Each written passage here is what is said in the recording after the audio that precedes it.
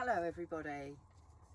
Good morning. Sarah's Saturday sofa session on Facebook as normal, 11 a.m. every other Saturday. Today we're going to be talking about difficult conversations. Sometimes difficult conversations are absolutely necessary. You might need to clear the air or confront a problem directly.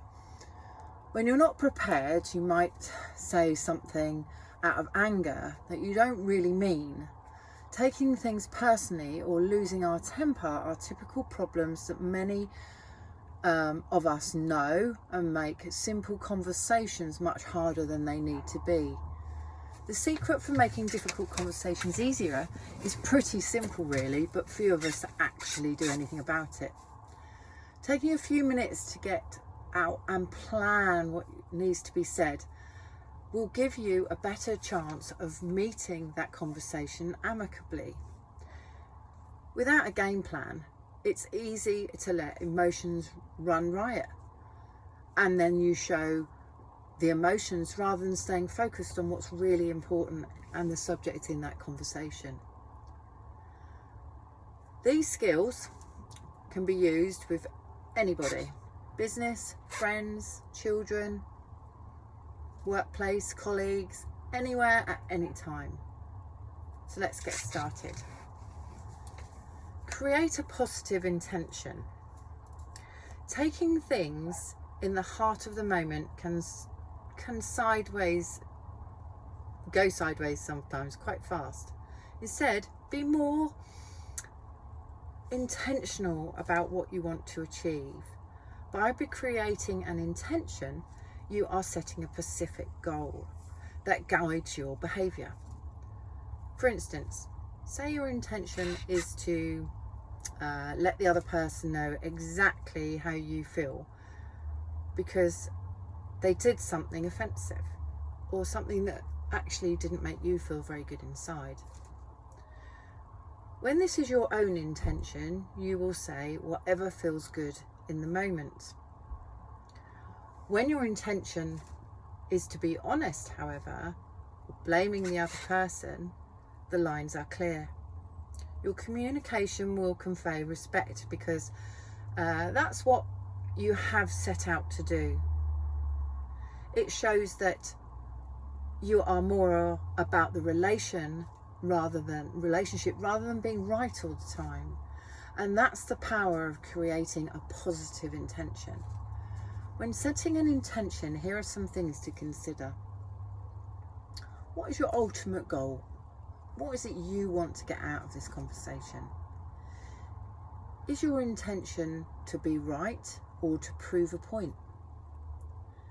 Do you need to be heard, or is this to resolve a misunderstanding?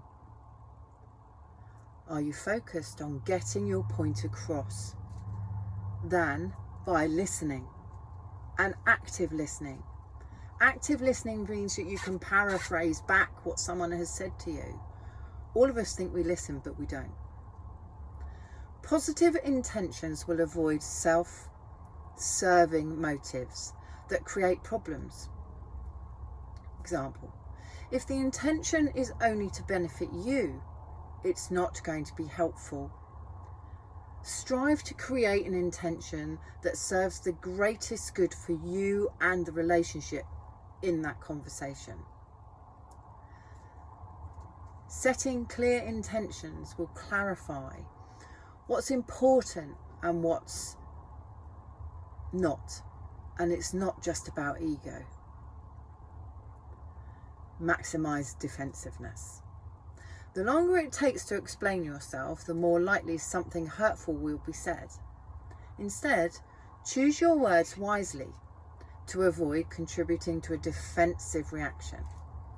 I recommend spending a few minutes writing out a little script if necessary. Believe me, this can make or break a conversation when it unfolds. Tips for minimizing your defensiveness. Avoid bringing the past up or non-related issues just to get your point across. Don't use words like always or never. which aren't accurate anyway.